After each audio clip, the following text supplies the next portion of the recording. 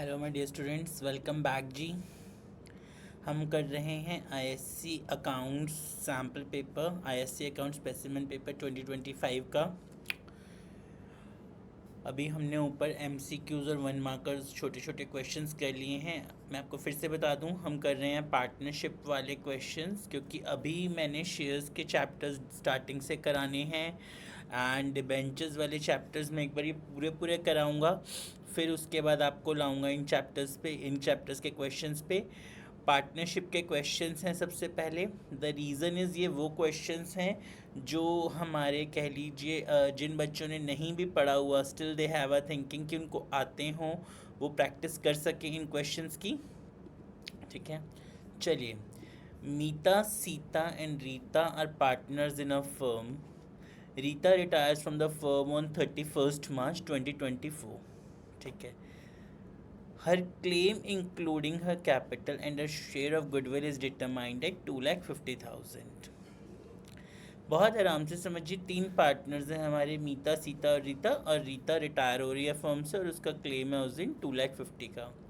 On this date the firm's book shows an unrecorded investment value at 660,000 which was given to an unrecorded creditor of 1,16,000 in settlement of his claim of 70,000। आप लोग ISC accounts के questions को solve करना चाहते हैं, बहुत आराम से एक एक पॉइंट को पढ़िए। पहले हमें एक अनरिकॉर्डेड इन्वेस्टमेंट मिली जो कि वैल्यू करती थी 60,000 की। एक हमारा क्रेडिटर भी था जो अनरिकॉर्डेड था, तो 1,16,000 का। ठीक है, मैं आपको अब एक चीज़ बताता हूँ। एंट्रीज बनानी है, मैं आपको एक सिंपल से तरीके से बताता हूँ। अगर आपको अच्छा लगे मेरा मेथड, एक लाइक कीजिएगा। रीवैल्यूएशन अकाउंट, आपको सबसे पहले पता चला कि हमारे पास एक अनरिकॉर्डेड इन्वेस्टमेंट है, तो फर्म का बेनिफिट हो रहा है बाय अनरिकॉर्डेड इन्वेस्टमेंट। ठीक है, कितने का? 60,000 का। फिर हमें पता चला एक फर्म की अनरिकॉर्डेड लायबिलिटी भी है जो कितने की है? 1,16,000 की। तो अगर हम ध्यान से देखें, यहाँ हमारा 60 का बेनिफिट है, यहाँ हमारा 1,16,000 का नुकसान है। तो मतलब रियलिटी में हमारा जो लॉस है वो 46,000 का है। ठीक है, ओके।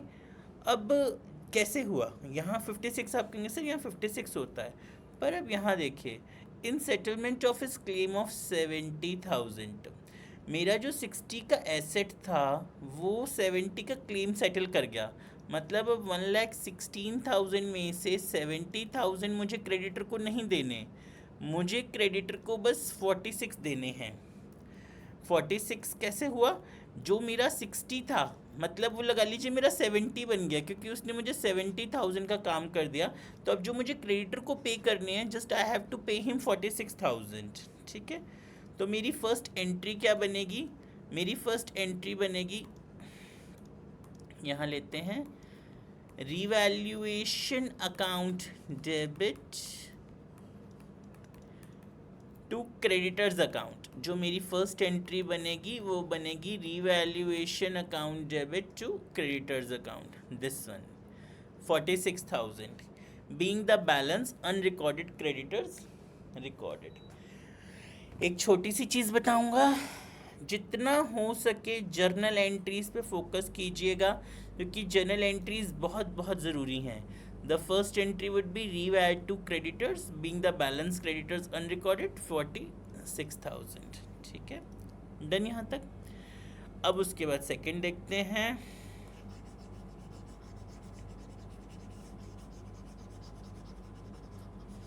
रबूजा हो गया। An unrecorded vehicle which was given to Rita at the market value of 46,000 in part settlement of a claim। अब देखिए, आपको पता चला एक अनरिकॉर्डेड व्हीकल भी है आपके पास एक अनरिकॉर्डेड व्हीकल है जिसकी मार्केट वैल्यू है 46। ऊपर वाली एडजस्टमेंट्स तो हमने कट कर दी, हमने अपना रीवैल का वो बुक कर लिया था और दे दिया उनको लॉस वगैरह। अब हमें पता चला हमारे पास एक 46 का एक अनरिकॉर्डेड व्हीकल भी पड़ा हुआ है। तो इसका मतलब ये जो अनरिकॉर्डेड व्हीकल है क्रेडिट साइड में, 46,000 रिवेल में आया। अब यही जो 46,000 है ये तीनों पार्टनर्स में प्रॉफिट में बटेगा ना, मीता सीता रीता में। ठीक है मेरी बात? क्या हमें इसमें कुछ वो दे रखा है, अल्टीमेटली इनका शेयर दे रखा है? नहीं दे रखा। तो यही प्रॉफिट तीनों में गया। तो 46,000 को तीन उसमें डिवाइड अप कर लेते हैं। एक सेकंड में अपना कैलकुलेटर ले लूँ।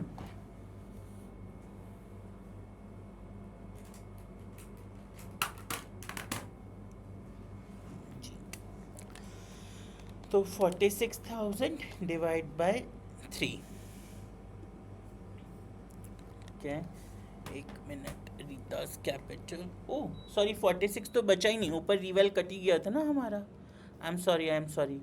तो यहाँ हमारा जो प्रॉफिट है वो तो बचा ही नहीं, क्योंकि ऊपर तो हमारा जो लॉस हुआ था ना वो क्या कहते हैं अनरिकॉर्डेड क्रेडिटर वाला, तो अल्टीमेटली अब हमारे पास प्रॉफिट तो बचा ही नहीं। टू अनरिकॉर्डेड क्रेडिटर से लॉस भी तो हुआ था हमें 46 का। तो ये और ये कटी गए हमारे। ठीक है, यहाँ अब देखिए, यहाँ मुझे रीवैल में 46 का लॉस हो रहा है, यहाँ मुझे रीवैल में 46 का बेनिफिट हो रहा है, कट गया। अब मेरे को कितने पैसे देने हैं उसको? 2,50,000 देने हैं, पर जिसमें से मैं उसको ऑलरेडी एक अनरिकॉर्डेड, वो जो अनरिकॉर्डेड वाला एसेट है वो दे रहा हूँ। Unrecorded vehicle was given to Rita at the market value. ठीक है, तो सबसे पहली एंट्री हो जाएगी रीतास कैपिटल टू रीवैल 46,000 की, उसको हमने सेकेंड एंट्री वो दिया, अनरिकॉर्डेड व्हीकल दिया। तो Rita's capital account debit to unrecorded vehicle कर दीजिए, या व्हीकल भी कर सकते हैं नॉर्मली। 46 ये हमारा रिवेल का जो लॉस हो रहा था, जो यहाँ हमने रिवैल्यूएशन टू क्रेडिटर्स दिया था। ठीक है, यहाँ वर्ड आएगा हमारा रिवेल वाला, revaluation. The third entry would B, अब हमने 250 देने थे रीता को, तो 250 में से 46 का हमने ये दे दिया, बचे हुए 2,04,000 की उसकी हमने पेमेंट कर देनी है। तो the third entry would be Rita's capital account debit to bank account 2,04,000। Done. पहला रिवैल टू क्रेडिटर्स 46, फिर रीतास कैप टू रिवैल 46, फिर रीतास कैपिटल टू बैंक 2,04,000। ये हमारी एंट्रीज बन गई इसकी। आई होप आप लोगों को क्वेश्चन समझ आ गया होगा। ठीक है, चलिए अब एक मिनट इसको रब कर देते हैं।